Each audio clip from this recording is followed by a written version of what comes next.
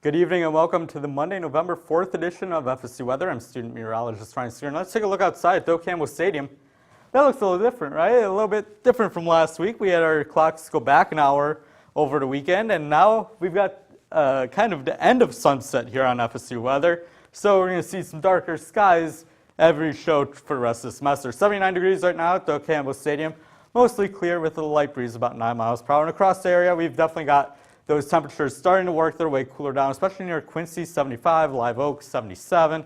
And our dew points are keeping us a little bit more humid in a way, the more moisture in the atmosphere. But that said, we still haven't seen rain in some time, 33 days. So tonight in Tallahassee, 67 degrees, partly cloudy skies, and we've got a wind of about 5 miles per hour. Your headlines for tonight, those rainy days or the lack of rain is coming to an end. We've got rainy days ahead. We've got the latest on Tropical Storm Raphael and the updates from the National Hurricane Center. All that and more tonight on FSU Weather.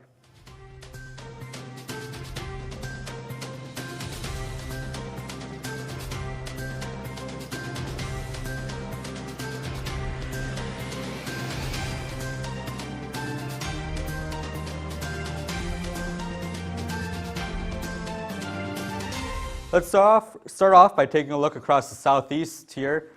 Once this comes up, we've got Charleston, Charlotte, and on my other side, we've got Orlando and Atlanta. Atlanta, you're getting kind of cool, 59 degrees. But again, take a look at the skies, and the sun's already set in most places. Charlotte, the only one with a little bit of light left, hanging on for the rest of the night.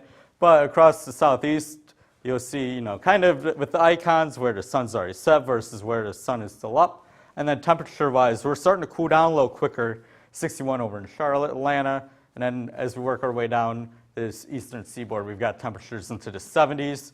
And then as we look at our dew points, we've got most of us sitting in a humid environment. That's just going to keep us a little bit more active with the showers and storms. So there's a look at the radar across the southeast. We've got some showers and storms working in Georgia, Low Country, South Carolina. Also some showers and storms working its way in off the Atlantic into parts of eastern Florida. And then we've got this big line of thunderstorms that's been producing multiple tornadoes, severe thunderstorms out over Oklahoma, Arkansas, into areas of Missouri, and a lot of the Great Plains. And that really kind of came unexpectedly. Now, I want to take a look at our future radar because you're going to see all this moisture out ahead. And then you're going to see this low spot come up. This is going to be Raphael, and we're going to track it closer and closer. Now, this is a European model, and it's kind of taking it a little west of us. A lot of the model consensus kind of has it on like Louisiana into Alabama and Mississippi. But take a look at the rainfall amounts. I think we're finally going to break our drought here in Tallahassee, 33 days without rain. We could be looking at 1.35 inches of rain. This model run is definitely keeping it a little further to the east towards us. But nonetheless, the southeast is going to be experiencing some elevated rain amounts up near Charleston, 2.78 inches. Let's hope that this kind of stays far away enough from where we've seen all those mudslides and the after effects of Helene. But as we take a look at Charlotte, we've got kind of a mix of weather ahead, 74 degrees for Tuesday.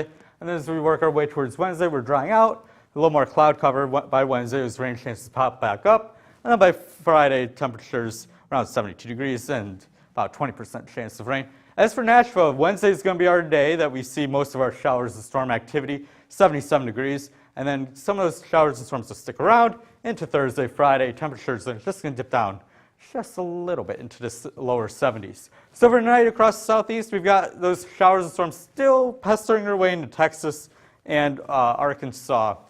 And they're going to be working its way further, kind of northeast as the night goes on. But we've got clear conditions for the rest of the southeast, and temperatures already starting to get cooler with the extra hour of nighttime starting to work its way in. As we look towards tomorrow, a lot of us are going to start to clear up. Little Rock might see some rain stick around with the showers and storm, but a lot of us are going to be getting nice and warm. 79 in Charleston, 82 in Montgomery. And as we work our way down into Florida, we'll see those temperatures really hang in the mid-80s. So there's a look at Tropical Storm Raphael. We've got Cuba here, the Dominican Republic here, Nicaragua, just kind of hanging out here. We've got winds of about 45 miles per hour. Was issued a tropical storm with the 4 o'clock advisor, and it's moving north at about 9 miles per hour. When we look at the cone, we're going to be keeping our eye on places like Jamaica. It's been a while since Jamaica has seen a November tropical system, so we're going to be keeping an eye on them. May reach hurricane status as it starts to work its way by. Possibly by Wednesday, we've got 100-mile-per-hour winds nearing Cuba, but the thought process is that this is going to stay on the weaker side, and weaker systems also tend to go further west, so that's why the cone is kind of a little further west than the one model we saw. But we've also got to remember that the center of the storm could be anywhere within this cone. It's not going to go dead center up the cone. So it's definitely something that we kind of want to be paying attention to. I would say from the Big Bend of Florida all the way over to Texas and the Houston area, just kind of paying attention that this storm also has the potential of maybe getting a little bit stronger. It's definitely, there's warm water in the Gulf, but it's not like it was in September when we saw Milton and Helene. So it could get strong, but there's not enough warm water and there's plenty of shear in the Gulf.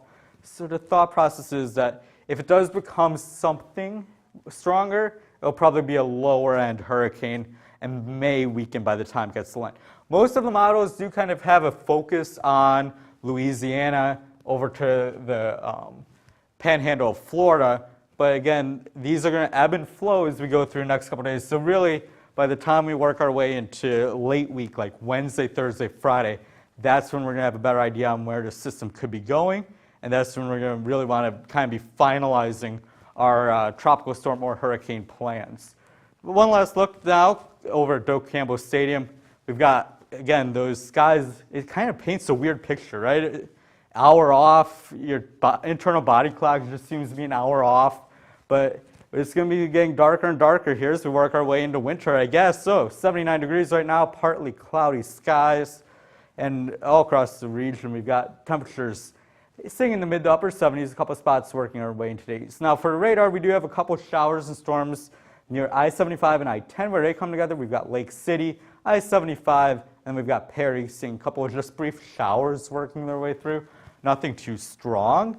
And for temperatures today, we got pretty warm. I noticed on my way around campus today, got to 86 degrees, so it was pretty warm. Just 3 degrees off our record set a handful of years ago. Well, I guess 2015 was about 10 years ago now, almost 10 years ago. So 86 degrees was our high, and then our low this morning was about 68 degrees. Dew point-wise, we are seeing a little bit more of a humid setup, but we don't have to worry too much about rain. And then partly cloudy skies as you work your way outside tonight.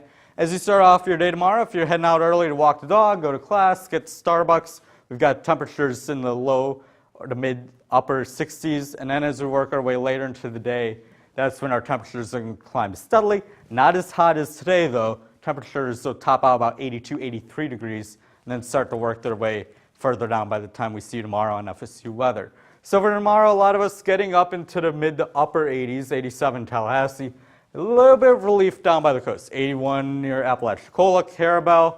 But as we work our way further into the metro, that's where we're going to be seeing those 87, 88, even into Georgia, if we're going to be seeing that. So tomorrow is election day. So if you're heading out, we've got good weather for you for election day. Make sure to vote and let your voice be heard. We've got this unique opportunity here in America.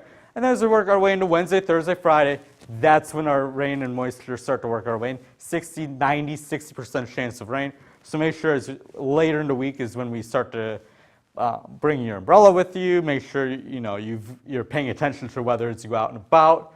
And then late week as well is when we're going to have a little more confidence with what Raphael may want to do. Temperatures are going to start cooling down. We've got 81 for your Wednesday, 80 for your Thursday.